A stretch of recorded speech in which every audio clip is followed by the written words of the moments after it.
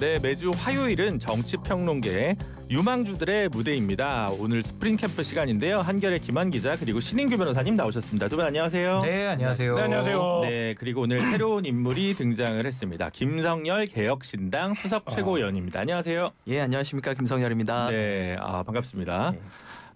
스프링 캠프 시간인데 네. 이게 지금 최고위원까지 한 분을 유망주라고 좀 저희가 얘기하는 게 좀 약간 불경스럽더라도 양해를 아이고 그렇거든요. 저희가 지금 어떻게 보면 야구 구단으로 따지면 순위가 높지 않은 상황이라서 뭐 이 정도는 저희가 얼마든지 감수하고 앞으로 많이만 불러주시면 더 열심히 하겠습니다. 알겠습니다. 오늘 미국 월드시리즈 3차전이 18회? 19회? 마지막에 끝내기 홈런. 이건 뭐 말도 안 되는 게임인데 보다가 뭘 하다가 했는데 안 끝났더라고요. 네. 그리고 보다가 누가 또 야구 얘기를 해서 끝났어요. 이랬는데 아직도 하고 있다는 거야. 네. 그래서 결국 19회까지 갔어요. 19회까지. 그게 없더라고요. 무승부가 없고. 잔인한 사람들입니다. 이 정도 무승부 해줘야지. 어떤 뭐 공놀이의 낭만. 네, 어쨌든 그래서 LA 다저스가 2승 1패로 앞서는 거죠. 네. 오타니는 오볼렛. 네, 오볼렛. 그리고 오늘 미국이 굉장히 관심을 가졌던 게 커쇼가 시리즈에 등판을 한번 할 거냐였는데 사실 안 한다라는 전망이 우세했는데 커쇼가 한타자 19회까지 가면서 한번 나왔죠. 네, 참 이게 이 계속 야구 얘기만 하면 더 청취율은 잘 나올 것 같지만 현실은 우리가 또 정치 얘기로 빨리 돌아가야 되니까요. 어쨌든 스프링 캠프 시간이라서 그냥 야구 얘기 잠깐 해봤습니다. 오늘 일단 법원으로 잠깐 무대를 돌려볼까요? 서초동으로. 통일교 청탁 금품 수수 혐의로 구속 기소된 건진법사 전성배 씨가 오늘 두 번째 공판기일이 있었는데요. 샤넬백 전달 뒤에 김건희와 잘 받았다라는 통화를 했다. 그리고 선물을 처음엔 꺼리는 것 같더니 그 다음부터는 쉽게 받은 것 같다. 이런 증언을 새롭게 내놓았습니다. 지금 이런 건진 법사의 전략 어떻게 보시는지 김한 기자님부터. 일단 뭐 그 진술 전략이 바뀐 거죠. 그러니까 그 전까지는 모른다, 난 기억이 나지 않는다, 혹은 이제 배달 사고였다, 뭐 진술을 바꿨었는데 더 이상 버틸 수 없다고 생각도 했을 거고. 버틸 이유도 사실 이제 찾기 좀 어려워진 거죠. 그러니까 이제 본인은 전술을 바꾼 이유는 나는 단순 전달자다. 나는 매개자일 뿐이지 이거를 내가 준 게 아니지 않냐였고, 근데 약간 재판도 그 방향성이 있는 것 같아요. 오늘 이제 윤영호 본부장이랑 녹음을 틀어서 직접적으로 김건희 씨의 육성을 공개하고 뭐 이런 과정도, 그러니까 이제 전성배 씨가 어디까지 얼마나 진술하느냐에 따라서 사실 이 수사의 방향과 속도가 달라질 수 있기 때문에 뭐 전성배 씨도 그 부분에서는 협조를 하고 본인의 혐의를 최소화하는 이런 전략을 택한 방향 전환이 있는 것 같습니다, 확실히. 네, 신인규 변호사님. 예, 아무래도 이제 건진법사 입장에서는 이제 본인의 그 국정농단 혐의들이 지금까지 밝혀진 것만으로도 매우 심각할 텐데 아마 추가적인 여죄 수사를 또 막아야 될 필요성도 있을 거고요. 거기다가 지금 김건희 씨에게 본인의 책임을 최대한 될 수 있으면 다 전가시키는 것이 본인 입장에서는 가장 좋겠다라는 생각이 들어서, 이게 사실 범죄가 성립하기 위해서는 이제 고의, 그러니까 범위가 있어야 되는 것인데 결국에는 이제 몰랐다. 그리고 나는 그냥 뭐가 뭔지도 몰랐고 그냥 바보다. 그래서 오히려 전달에만 본인은 관여했을 뿐이고 범죄 성립에는 아예 관여된 바가 없다. 지금 이런 식의 변론 전략을 써서 본인의 형량을 가장 줄이려고 하는 그 전략으로는 아예 이제 마음을 굳힌 것 같습니다. 네. 아니 뭐 이거는 당연한 이야기인 것 같아요. 왜냐면은 본인이 그로 인해 가지고 뭐 이득을 얻었다 하더라도 부차적인 거다 이렇게 갈 것 같고, 워낙 이제 이 김건희 씨와 윤석열 씨에게 주어지는 혐의들이 중대하다 보니까 여기서 자신은 빠져야만 하겠죠. 그래서 최대한 나는 수사와 재판에 협조한다. 이런 식의 메시지를 내고 있는 거고요. 이런 걸 보면서 참 그런 생각을 합니다. 우리가 정승집 개가 죽으면 그렇게 줄을 서도 정승이 죽으면 사람들 안 간다. 이게 권력이 진짜 무상함이거든요. 근데 이제 시작일 거예요. 이뿐만 아니라 내란 관련된 혐의자들도 다 이제 자기는 관련 없었다, 다 시켜서 한 거다, 이렇게 갈 수밖에 없는 상황입니다. 네, 알겠습니다. 뭐 요즘 근데 이제 뭐 여기 재판도 있고 지금 뭐 윤영호 본부장 재판도 어제 있었고 매일같이 재판이 너무 많으니까 서초동 기자들한테 물어보니까 다 못 들어간대요. 그럼 자기는 어떤 재판 가 있으면 기자들이 없대요.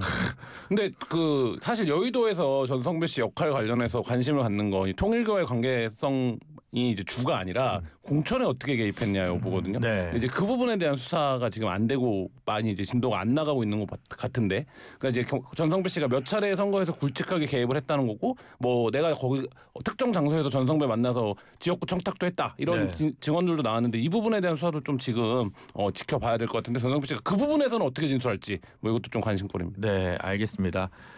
특검이 이제 할 일이 많은데 이런 기사가 있었습니다. 그 주식 투자 논란이 있었던 민중기 특검이 사의 표명을 했고 대통령실이 이를 반려했다 이런 보도가 있었고 특검은 이게 직접 사실이 아니라고 밝혔어요. 그럼 이 보도는 뭡니까? 그러니까 이게 뭐 그런 표현들이 있는데 지금 특검 이 사진이 부적절하죠. 그러니까 일반적인 국민의 눈높이에서 봤을 때 부적절한데 어떤 사진이 공개된 사진, 그 한문혁 검사의 사진이 네. 그리고 민중기 특검이 주식 투자를 했다가 이제 뭐 그런 과정도 석연치 않고 부적절한데 근데 어쨌든 그럼에도 불구하고 시간이 있는 특검을 끌고 가야 되는 특검이고 그다음에 그 검사는 부적절한 사진으로 이제 번대복귀가 됐는데 뭐 그런 과정 속에서 이게 특검의 어떤 뭐 그 수사의 정당성, 신뢰성 이런 것들이 좀 취약해진 상황에서 이 특검에 대한 본격적인 좀 뭐라 그럴까요? 흔들기라고 표현을 뭐 진부하지만 할 수밖에 없을 것 같은데, 그러니까 특검 자체에 대한 공격, 그러니까 특검 수사 결과에 대한 어떤 갑론을박이 아니라 특검 자체에 대한 좀 공격이 본격화되고 있다 이런 느낌 좀 받습니다. 아, 그래서 이게 지금 한문혁 검사? 네. 그러니까 이제 그 술자리 이종호 씨와의 술자리 이게 있어서 이제 제보가 돼가지고 파견이 이제 해제됐는데 이걸 가지고 이게 오히려 특검 흔들기다. 그러니까 한문혁 파견을 해제하면 안 된다? 약간 이런 투로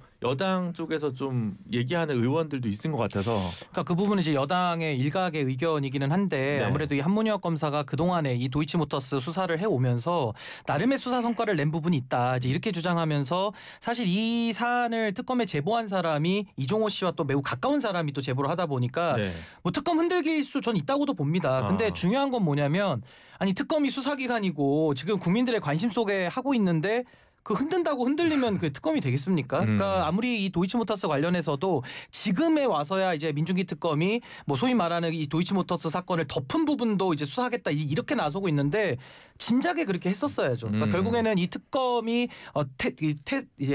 탄생한 그 배경에는 결국 이 검찰 권력에 대해서까지도 성역 없이 수사하라는 국민적 명령이기 때문에 저는 한문혁 부장검사의 공이 일부 있다 하더라도 저는 그런 식으로 뭐 특검 흔들기니까 오히려 뭐 한문혁 검사에게도 힘을 실어준다 이런 주장에는 동의하기는 어렵고 전 특검이 좀 제자리를 좀 찾아야 되는데 아마 민중기 특검도 지금 뭔가 이 조직을 좀 추스리는 데는 매우 좀 리더십에 좀 공백을 보이고 있는 거 아닌가 그런 생각도 좀 듭니다. 네. 저는 이 부분에 대해서 도이치모터스 주가 조작 사건에 대해서 과연 국민들이 제대로 수사가 됐었냐라고 느끼긴 좀 어려울 것 같아요. 그러니까 특검 들어가는 거 아닙니까? 근데 그때 수사를 했었던 검사를 이렇게 모셔다가 이렇게 했는데 알고 봤더니 그분이 이 도이치모터스 주가 조작의 핵심 인물과 같이 자리도 했었다. 이러면은요 이게 결과가 나와도 사람들이 뭐라고 보겠습니까? 아니 고양이한테 생선 맡겨놨네 이렇게 갈 수밖에 없어요. 그리고 지금 사실 특검이 거의 수사는 거의 마무리 단계라고 하고 이제부터 이제 기소하고 이렇게 넘어갈 건데 그렇다면은 수사 검사 하셨던 분은 더 이상 논란이 일기 전에 빼고 이제 공소 유지할 분들 모셔가지고 하면 되는 거잖아요. 저는 이 부분 잘 잘라냈다고 보고 있습니다. 네, 알겠습니다. 이게 이제 한문혁 검사가 이제 특검에 파견됐던 검사인데 원래 이제 대선 전에 22년 대선 전에 있었던 도이치모터스 주가 조작 사건 관련해서 담당 검사였고 그래서 그때 기소도 했고 말하자면 여러 공범들을 기소했기 때문에 이제 공소시효가 또 정지가 돼가지고 지금까지 또 이어진 부분이 있어서 공이 있다 이렇게 보시는 분들도 있는 공소장 것 변경도 한번 했고 공소장 변경도 했고. 여러 가지. 그다음에 이제 본인이 그거가 결재받는 과정에서 어려움이 있었는데 그때 책임을 지고 이제 했다. 네. 뭐 이런 이제 소초동 내부 얘기도 있는데 이런 측면이 있는 것 같아요. 그러니까 어쨌든 이 사건을 수사하는데 야 이거 빨리 시간 안에 끝내야 되니까 이 사건의 구조를 잘 알고 있는 사람 데려와라. 이런 접근이었을 것 같아요. 그러니까 그 과정에서 예를 들면 말씀하신 것처럼 이전의 수사에서 뭐 미진한 거 다 알죠. 검찰이 그때 김건희가 주가 조작을 할 수 없다라는 걸 입증하기 위해서 얼마나 장문의 PPT로 설명을 했었습니까? 다 알지만 그럼에도 불구하고 사건 구조에 가장 빨리 접근할 수 있는 검사가 직분으로서의 검사가 이 사람이었다라고 해서 데려왔는데 물론 특검을 구성할 때는 이 사진을 몰랐지만 이후 나온 보도들 보면 뭐 4년 전에 선배한테는 얘기를 했었고 본인이 이미 인지하고 있었던 걸로 보이는데 그 과정은 부적절하죠. 아니 그리고 한문혁 검사의 이게 주장이 좀 힘을 잃을 수밖에 없는 부분이 결국에는 국민들은 특검에다가도 지금 수사 의지를 묻고 있거든요. 근데 수사 의지를 보이지 않았을 뿐만 아니라 결국에는 그 특검 김건희 특검의 40명의 검사들 수사팀 명의로 일동해가지고 뭐 원대복귀 시켜달라는 약간의 푸념 아닌 푸념도 하지 않았습니까? 거기에 한문혁 검사도 포함이 되잖아요. 그러다 보니까 본인의 앞선 행동과 지금의 뭐 여러 가지 공이 있다 하더라도 이게 잘 매치가 안 되기 때문에 전 그런 부분에서는 이 비판을 좀 피하기는 매우 어렵다라는 생각이 듭니다. 그럼요. 특검은 수사로 증명을 해야 되는 거예요. 근데 자기들이 수사할 의지가 없다면 빼는 게 맞죠. 아니 검사 그 사람 한 명입니까? 이거 할 수 있는 사람 한 명이에요? 아니에요. 과감하게 쳐내고 지금 특검은 사실 국민들이 굉장히 주목하고 있고 어떻게 보면 정의를 실현하는 데 있어서 굉장한 지표가 될 거라는 거죠. 그런데 이 김건희 특검이 맡고 있는 사건이 한두 개가 아니잖아요. 거기서 성과를 못 내면 어쩌자는 겁니까? 저는 그래서 빨리빨리 이런 분들 쳐내고 수사할 의지 있는 사람들 데려다가 특검이 제대로 성과를 냈으면 합니다. 네, 알겠습니다. 국감으로 좀 가보죠. 오늘 국감에서 제일 사람들이 눈여겨본 곳은 경상남도 국감입니다. 행안위의 경남도 국감이 있었는데 명태균 씨가 또 증인으로 출석했습니다. 출석 직전부터 산단 문제부터 박완수 지사 경남 공천설까지 다 얘기하겠다 이랬는데 이 명태균 씨와 창원에서의 어떤 활약상에 관해서 우리 김한 기자님 또 정통하시잖아요. 기사도 많이 쓰셨고. 그렇죠. 창원 산단도 저희가 제일 먼저 썼었죠. 네. 네. 이거는 근데 그 후로 이제 어떻게 되고 있는 겁니까? 이거는 지금 이게 경남 문제가 아까 이게 뭐 얘기하자면 한 시간도 할 수 있는데 네. 이게 이제 이렇게 된 거잖아요. 명태균 씨 관련된 여러 의혹들이 있었습니다. 근데 이 의혹들 중에서 창원지검은 뭐만 수사를 한 거냐면 김영선 의원의 세비와 공천과 관련된 부분만 수사를 한 겁니다. 네. 정치자금법 위반과 그다음에 이제 김영선 의원의 그 선거 자금 관련된 내용. 근데 여기에 파생적으로 들어가는 이유가 뭐냐 명태균 씨의 설명은 야 그러면 이거 김영선 공천을 어떻게 받았는지 설명해야지. 그럼 내가 윤석열 김건희 여론조사한 거로 확인해줘야지. 그다음에 내가 김영선만 한 줄 알아? 박완수 됐고 누구 됐고 이렇게 이제 들어가는 거거든요. 그런데 특히 박완수는 어쨌든 창원을 기반으로 했던 이제 국회의원이었기 때문에 이때 경남도지사가 윤한홍 찐윤 핵심이라고 했던 윤한홍이 준비를 했었고 김태호 전 지사도 준비를 했었는데 결국 공천을 박완수가 받았다는 거죠. 근데 명태균 씨는 이 과정에 윤석열 김건희의 개입이 있었다 이렇게 주장을 하는 거고 창원 산단 같은 경우도 애초에 조그맣게 기획을 했었거든요. 한 20만 평 정도의 컴팩트한 산단으로 구성을 했었는데 이게 이제 말하자면 명태균 씨가 개입을 하고 직접 부지 선정을 하는 과정에서 박완수 지사가 야 무슨 산단을 20만 평을 해 엄청 크게 해야지 이렇게 해갖고 그거를 어디서 얘기했냐 경남도 그 직원들 조회에서 얘기를 해버리거든요. 그러면서 이게 이제 명태균 씨가 산단 부지를 그리는 상황으로 나아갔는데 이 과정에서 이제 명태균 씨는 거의 뭐 말하자면 박완수와 나의 관계는 뭐 다른 어떤 사람과도 달리 왜냐면 제가 늘 명태균 관련된 얘기를 하면서 주장하지만 이 사람의 아이덴티티가 창원이에요. 네. 그러니까 창원의 뭐 왕, 뭐 창원에서 벌어지는 대소사에 다 관여를 하는데 어쨌든 박완수가 그거에 핵심적인 역할을 했던 인물이다. 이게 이제 명태균 씨의 주장이고 박완수 지사는 뭐 당연히 아니다. 이렇게 지금 얘기를 하고 있는 거죠. 그러니까 명태균 씨가 이제 워낙 지금 뭐 국감이나 이런 장에 많이 등장을 해가지고 사실 이 전선을 많이 흩뜨리고 있는데요.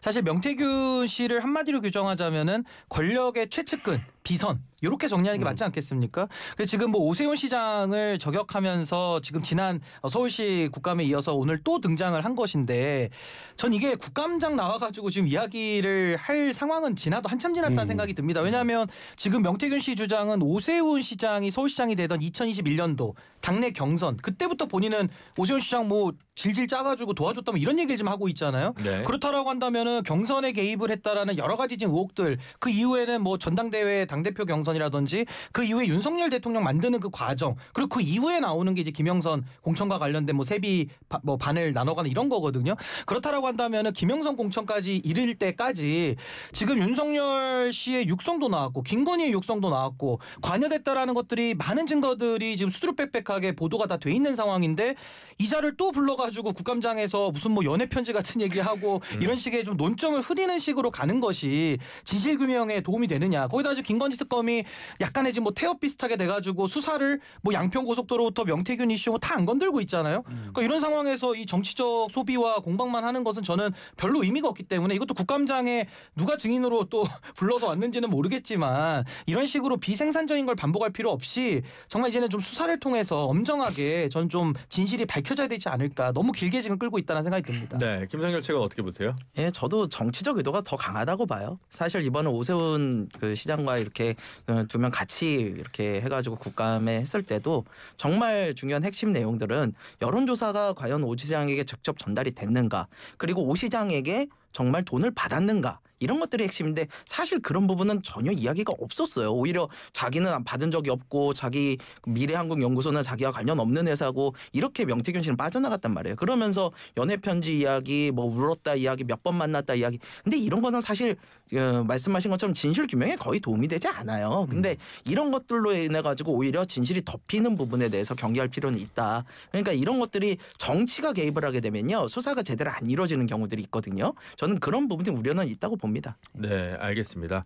일단 지금 현재 그 윤한홍 의원 그리고 뭐 김태호 의원의 출마를 꺾는데 이제 대통령 부부가 큰 역할을 했다라는 게 명태균 씨 주장이고 박원순 지사는 나는 이주영 전 국회 부의장과 경선을 통해서 치열한 경선을 통해서 도지사 후보가 됐다라고 하면서 명시 주장을 반박하고 있는 상황입니다. 뭐 진실은 앞으로 또 지켜보면서 가야 되도록 하겠죠. 네, 알겠습니다. 그리고 명태균 씨가 오늘 오세훈 시장을 또 이제 들어가기 전에 또 거론을 했어요. 예를 들면 내가 오세훈 시장이랑 식당에서 만난 것만 3번인데 2번 만났다는 게 말이 되냐? 내가 7번 만났다고 얘기했지만 사실 더 된다.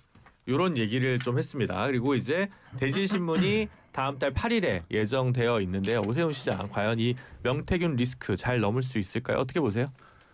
굉장히 소란스러운데 그리고 명태균 열차에 타고 있다 뭐 이런 정치인들 이름이 거론이 되는데 거슬러 올라가면 한 1년 전부터 명태균 씨가 황금폰을 까면 세상이 뒤집어질 것처럼 얘기를 했는데 지금 명태균 씨가 울리고 있는 소란에 비해서 이게 실체가 그러면 뭐냐. 그러니까 7번 만난 게 죄 그 자체로 위법은 아닌 거잖아요. 그리고 명태균 씨가 선거를 도와줬다라고 하더라도 그 부분에 자체가 위법은 아닌데 그럼 명태균 씨가 스스로 뭘 입증할 수 있는가. 이 부분에 대해서는 좀 짙은 회의가 깔리고 있는데 어쨌든 거론되는 이름들이 워낙 굵직한 이름들이다 보니까 계속 주목도가 발생하는 상황. 그래서 이게 말하자면 뭔가 소용돌이는 있는데 이게 실체가 뭐지 이런 지금 국면이 하나 있고 지금 그 부분에서 왜 근데 이런 거가 되냐 이거 아까 그 신 변호사님 말씀하신 것처럼 수사의 방치가 있어요. 그러니까 예를 들면 경선이라든지 이미 우리가 언론을 통해서 보도됐거나 수사 과정에서 확보된 입증 자료로 뭐 여론 조작이라든지 국정 개입이라든지 아니면 그 선거법 위반이라든지 이런 부분들은 명태균 씨의 혐의도 확인이 되거든요.